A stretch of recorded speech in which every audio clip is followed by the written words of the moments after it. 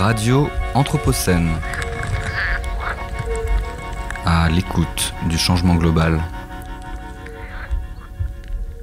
Bonjour à toutes, bonjour à tous. On se retrouve sur Radio Anthropocène pour une toute nouvelle chronique qui se nomme Biais cognitifs, comprendre nos résistances face au changement global, animée par Sarah Pérez, ingénieure en sciences cognitives et fondatrice de Conidia. Bonjour Sarah. Bonjour.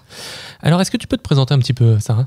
Oui, donc Sarah Pérez, je suis ingénieure en sciences cognitives, ça veut dire que c'est ma formation initiale, et je suis aussi fondatrice d'un organisme de formation qui s'appelle Conidia, dont le sujet principal est les sciences cognitives, sujet qui va nous animer dans cette chronique. Donc oui, tu vas nous proposer une série en plusieurs épisodes de podcast donc sur les sciences cognitives et ton travail.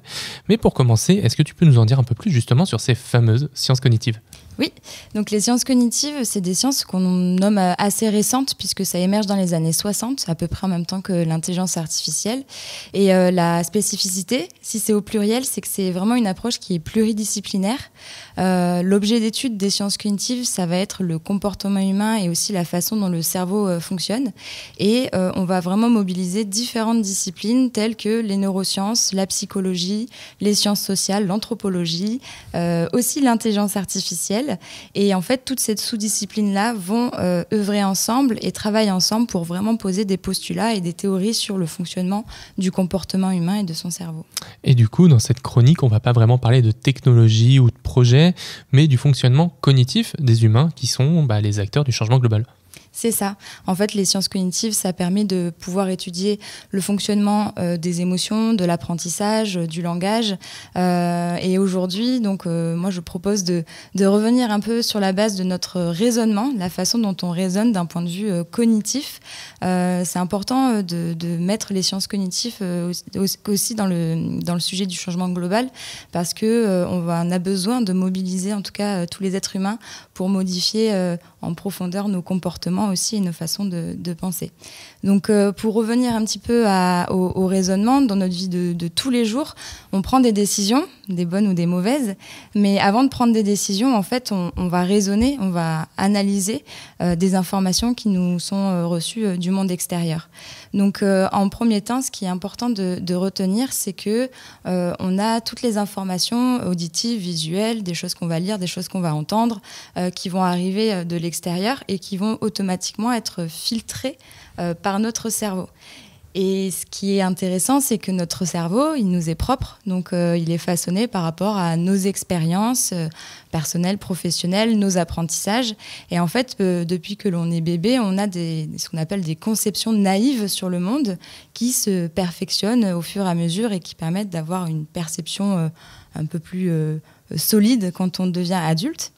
Et donc, pour donner un exemple un peu de ce que peut être une conception naïve, c'est un exemple très, très bateau, mais un enfant, un bébé par exemple, va toucher la fenêtre, la vitre d'une cheminée et va se brûler. Sa conception naïve va être que la vitre brûle. Sauf que quelques mois, quelques années plus tard, il va toucher la vitre d'une fenêtre, cette fois-ci. Il va se rendre compte que ça ne brûle pas, donc il va modifier sa conception naïve et petit à petit, il va apprendre à comprendre et à percevoir le monde de la meilleure façon.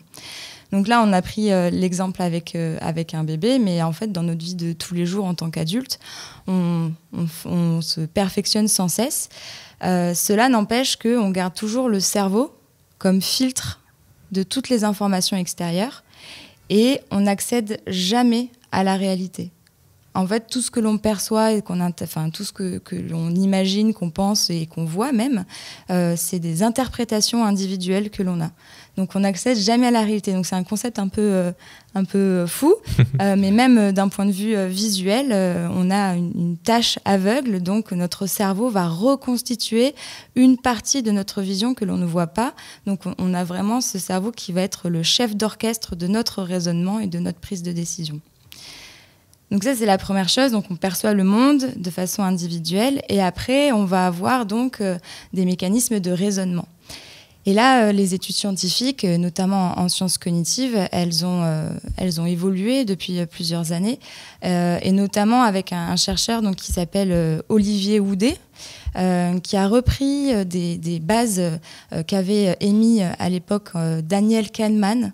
Daniel Kahneman, il a gagné un prix Nobel en 2014. Il a fait de la neuroéconomie. Il s'est rendu compte qu'on avait des systèmes de raisonnement. 2 en l'occurrence. Et Olivier Houdet donc, a repris un peu tous ces travaux-là et lui a identifié donc 3 systèmes de raisonnement. Donc le premier système, on va l'appeler le système intuitif. Et comme son nom l'indique, c'est un système qui est extrêmement rapide, qui est très automatique et qui est basé sur nos apprentissages, nos intuitions, nos feelings et nos jugements.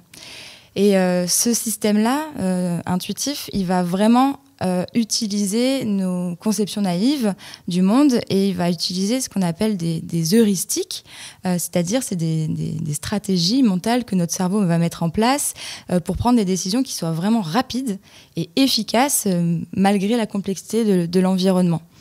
Et donc ce système, il utilise très peu d'énergie pour le cerveau, donc ça c'est très confortable pour nous et il intervient toujours en premier temps. Ce système intuitif, il est agrémenté d'un deuxième système qui, lui, pour le coup, est ce qu'on appelle un système réfléchi. Donc, c'est tout l'inverse. Celui-ci, il va consommer beaucoup de glucose, donc beaucoup d'énergie sur notre cerveau. Mais ça va être un raisonnement qui est beaucoup plus analytique, beaucoup plus logique et donc beaucoup plus réfléchi.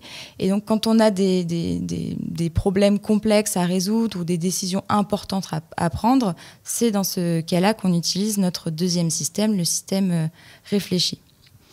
Et donc ça, c'était un petit peu les travaux de base de Daniel Kahneman. Et Olivier Houdet, lui, a mis en lumière un troisième système qui caractérise presque comme le propre de l'être humain et l'intelligence humaine. C'est ce qu'on appelle un système d'inhibition. Donc lui, il va un peu jouer le rôle de modérateur, de régulateur. Il va être capable de bloquer l'intuition qui arrive toujours en premier temps du système 1 et de basculer dans le système réfléchi. Donc, il va pouvoir limiter certains freins liés à nos intuitions. Donc ça, voilà, c'est les 3 systèmes qui coexistent à l'intérieur de notre cerveau. Et on le voit avec aussi des études en neurosciences et notamment en neuroimagerie. On a vraiment un basculement de l'activité neuronale. Donc, pour vulgariser un petit peu, on a le système 1 qui va avoir des activations à l'arrière du crâne. Et lorsque le système inhibitif entre en jeu, on voit que toute l'activité à l'arrière du crâne bascule à l'avant du crâne, donc le cortex frontal, et là on a le système réfléchi. Donc tout ça a bien été aussi appuyé par des études en neurosciences et en neuroimagerie.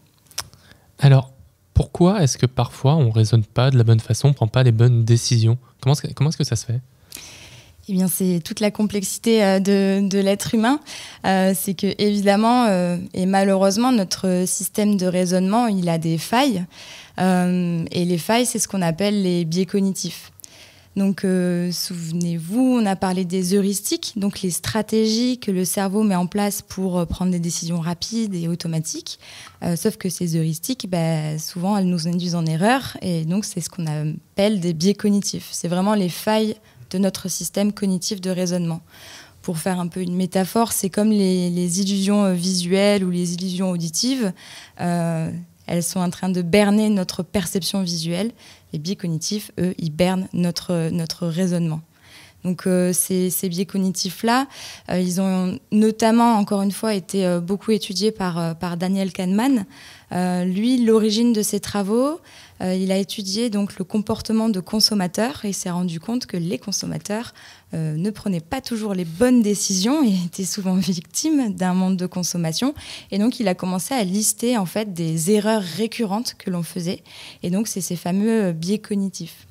Donc, il y en a plusieurs qui existent et ils vont vraiment avoir un impact sur notre raisonnement et il va avoir un impact sur notre rationalité. Et ces biais cognitifs, en fait, c'est vraiment des schémas de pensée qui sont trompeurs. Nous, on a l'impression qu'on a un raisonnement qui est rationnel ou une prise de décision qui est bonne, mais en fait, ils viennent court-circuiter ça. Et ce qui est terrible, entre guillemets, c'est que ces biais cognitifs, ils s'expriment de façon très inconsciente et on n'en a pas forcément, on n'a pas la main dessus. Un petit peu comme les illusions visuelles, hein. Parfois, on se retrouve devant elles et on se dit, je me doute bien qu'il y a un trucage, mais j'arrive quand même à être berné par ma perception visuelle. C'est exactement pareil pour les biais cognitifs. Et est-ce que tu pourrais nous donner peut-être un premier exemple de biais et on en verra d'autres dans les prochains épisodes? Oui, un premier exemple de biais, donc il y en a plusieurs, mais la grande star et le plus connu, c'est ce qu'on appelle le biais de confirmation. Donc le biais de confirmation, c'est une tendance que l'on a tous, êtres humains, à aller chercher toutes les informations qui confirment nos croyances et nos opinions de base.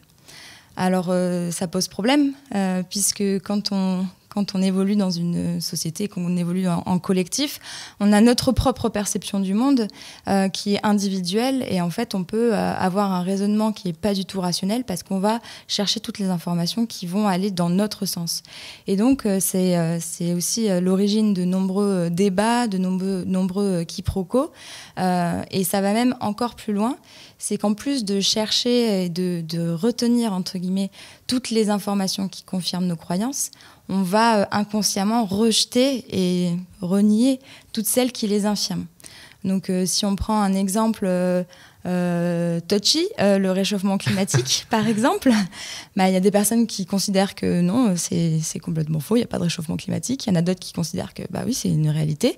Il peut y avoir un débat qui peut durer des heures et des heures puisque les deux participants vont peut-être aller lire des journaux avec un certain parti politique ou un certain avis sur la question, vont taper sur le net leurs recherches, vont cliquer sur les liens qui seulement confirment ce qu'ils disent.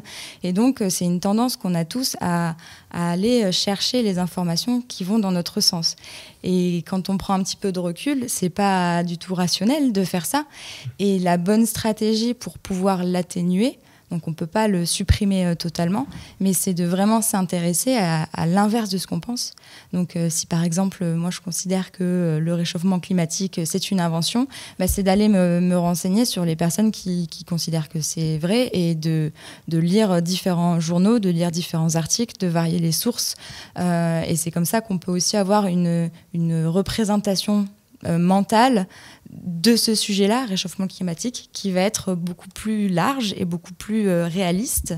Et donc, on va aussi, petit à petit, modifier notre conception naïve sur ce concept-là. Eh bien, merci beaucoup Sarah pour cette chronique. Biais cognitifs, comprendre nos résistances face au changement global revient le 5 février pour un nouvel épisode. Et d'ici là, on peut te retrouver, toi et ton travail, sur la chaîne YouTube de Conidia et sur LinkedIn. Merci Sarah, bonne journée. Merci. À bientôt et bonne journée à toutes et à tous sur Radio Anthropocène. Radio Anthropocène. À l'écoute du changement global.